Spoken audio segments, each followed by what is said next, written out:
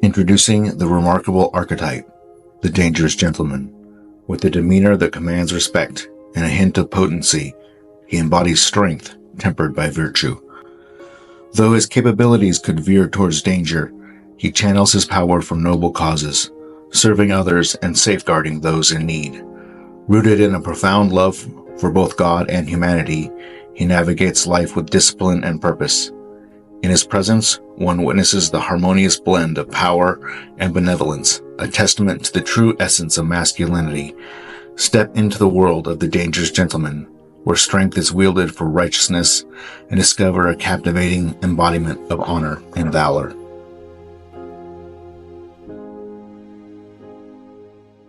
Greetings and welcome to Storytime with the Dangerous Gentleman. Yes, I am the Dangerous Gentleman. No, I did not give myself that nickname, but I certainly did earn it. So if you're interested in what that means and why I say that, go back to the previous episode, not the last one, but the one before, and I explain what that means. So as of the recording of this episode, yesterday was Memorial Day of 2024. And so I want to talk a little bit about Memorial Day and what it means to me and just some significance that I've taken from it over the years. Memorial Day is a day to remember those who have fallen and those who have served in the military. I have several family members that have served in the military. My twin brother served for 8 years active duty in Iraq. My uncle on my mom's side was in World War II. My grandfather on my dad's side served as a radio operator in both the Pacific and the European theater in World War II. And my uncle on my dad's side was a Green Beret paratrooper, special forces, pretty much of a badass in Vietnam. And he also was a lieutenant colonel in Desert Storm 1. So those are some people that have been in the family. And there are more, but those are the ones that are most immediate. So Memorial Day means a lot to me. I never got to meet my uncle, the one that on my dad's side that was a Green Beret. I really would have liked to, but he and my dad were estranged. They didn't really talk very much until the end of my uncle's life. After retiring from the military, he developed a brain tumor. And whether or not it was related to Agent Orange or one of those things, I don't know. But he developed an inoperable brain tumor, or they said it was inoperable. They found a surgeon who was willing to operate on it, and they were actually successfully able to remove the brain tumor. And during that period of time, he and my dad actually reconciled. And over the course of the last few weeks of my uncle's life, he and my dad had some pretty profound and meaningful talks. One of my regrets that I never really got to meet my uncle. Like, I have one memory of him. He was flying through town when we lived in Phoenix, and he stopped by the house to visit with my dad for a few minutes, and then my dad took him to the airport. So I got to meet him. I got to shake his hand. I didn't really get to know him. Didn't really get to ask him any questions or talk to him. But I really would have liked to. He's one of the people that I really hope I get a chance to meet when I'm in heaven, just to talk to him, because I think he was super cool. He had a pretty hard life. He did some pretty interesting and crazy things and made a drastic turnaround at the end of his life. So he's one of those people I'd like to meet. Anyway, yesterday was Memorial Day. And every year now, since 2018, I've done the same thing, one of the same things on Memorial Day. I'm a member of a CrossFit gym here in town. I joined it in April of 2018. And I quickly learned what the workout Murph is all about. Some of you may recognize that. Some of you may not recognize it. In the CrossFit community, there is a huge amount of respect for armed services, the military, those who have fallen. And there are these, what they call hero workouts, that are named after soldiers who have died in combat. And the most popular one, and the one that most everyone knows, both inside and outside the CrossFit community, is called Murph. It's named after Lieutenant Michael Murphy, who died in 2005 and was awarded the Medal of Honor after his death. He died sacrificing his life for the rest of his team. He was a Navy SEAL. He died protecting them and making sure they got to safety. And there's a movie that came out called Lone Survivor, and that's the story of Lieutenant Michael Murphy. his death and his sacrifice. And so across the CrossFit community, we do what was one of his favorite workouts to do. He called it body armor.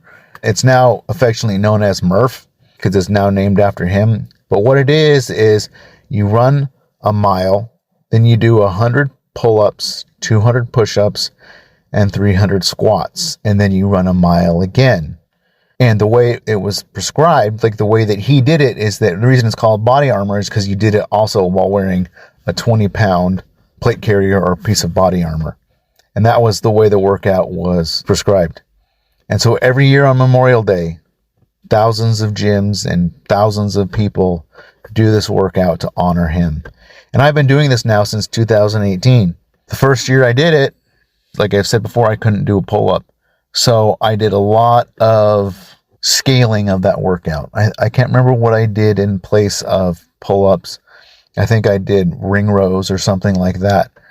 And if you do it, when you do it, it takes 45 minutes to an hour or longer, and you're just going hard the whole time. And the reason that you do it, and the reason that you go hard, is because it is to honor a soldier. Each of those hero workouts are designed to honor a fallen soldier. And so that's just a little extra motivation. It's something that they ask you to keep in mind as you're doing this, as you're suffering, as you're doing this incredibly hard thing, to think of the sacrifices these guys have made and use that to continue to push, continue to go. So our gym does it every year. I've done it since 2018. So that's 18, 19, 20, 21, 22, 23. This is the 7th year that I've done it.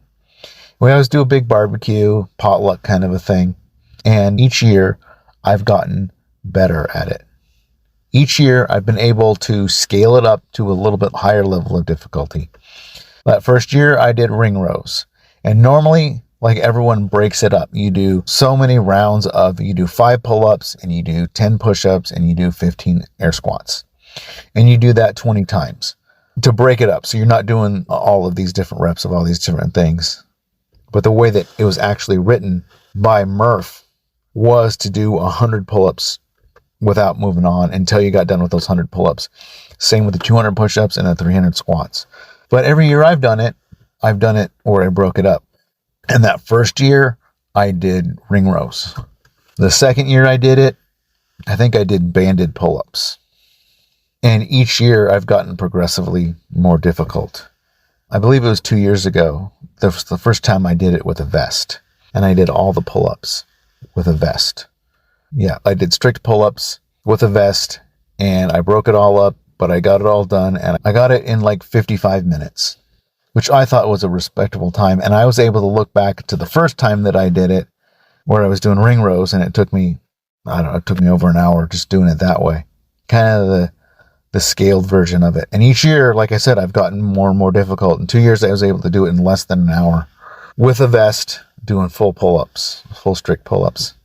Then last year, I was dealing with some injuries. I wasn't in quite as good condition, and it took me a little over an hour to do it last year. My shoulder was bugging me. My back was tight, but I still did it. I still did full pull-ups. I did it with a vest and everything.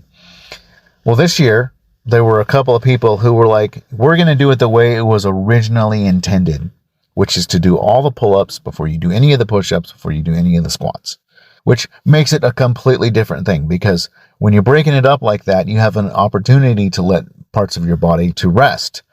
You have a chance to let your arms relax and get the blood flow back in them while you're doing the squats, and etc. And you kind of move through this pattern, and it's not as bad.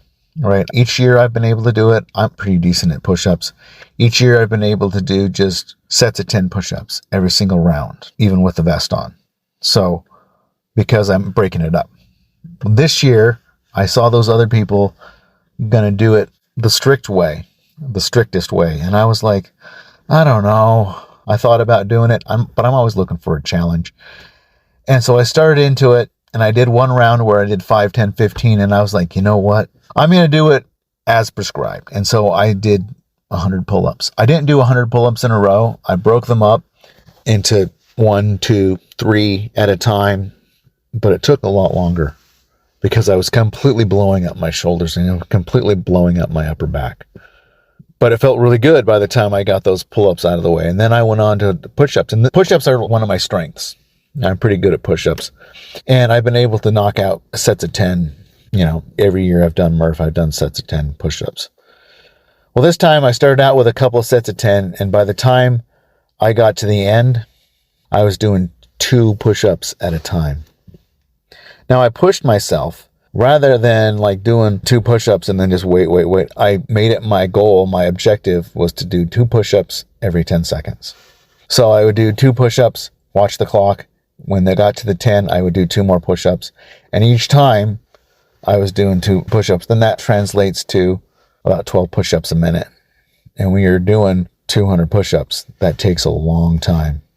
And I tried. Like at first I was doing the first couple sets, like I said, I did 10, and then I was doing 7, 8, 6, 5. But by the end, it was a struggle to get those 2. When you're adding that extra 20 pounds and you're not taking a break and you're not resting and you're just going with those push-ups, it was all I could do. And by the time I got done with those push-ups, it took me about 15 minutes to do all those push-ups. And my chest and my arms were blown up. And then I was doing the squats. And normally I'm able to rep out, usually able to do 25, 30, 40 air squats without taking a break. Well, when you add that extra 20 pounds and you're just doing one set after another, again, it was like the push-ups. I did 25, 30 a couple of times, and then I was doing 20, and then I was doing 15, and then I was doing 10, and by the time I got to the end, I was doing like 5 at a time. But I was still pushing myself because I was only giving myself, I was doing like 5 every 10 to 15 seconds, and I was watching the clock, and I didn't let myself slack. I just kept, and my legs were burning. Like, my legs felt like jello, and then I had to go run a mile. And that was the first time, this time around, this year, was the first time I did it that way.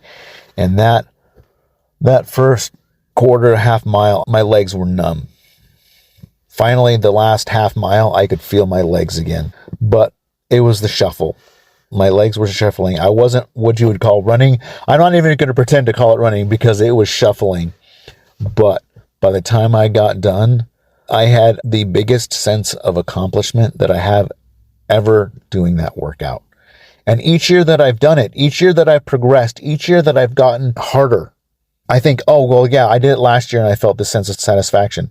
But each year that I increase the intensity, each year that I do it a little bit harder and a little bit closer to the way that it was, it still gives me that sense of satisfaction.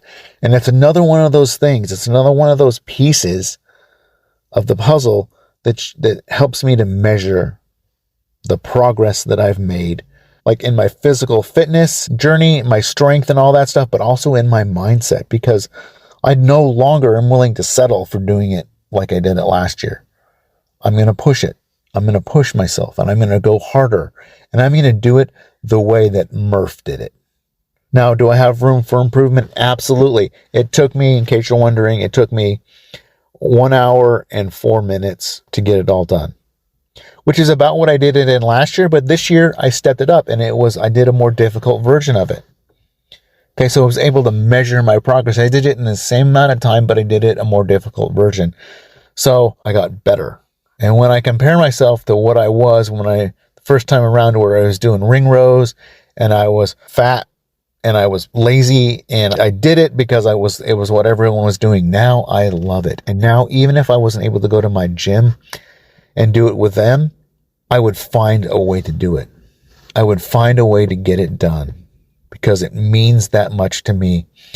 Not only from my personal experience, not only to see my own personal growth, but because of what it means to me and my family and all those that have served in my family in the military and those who have died protecting and fighting for my freedom and our freedom.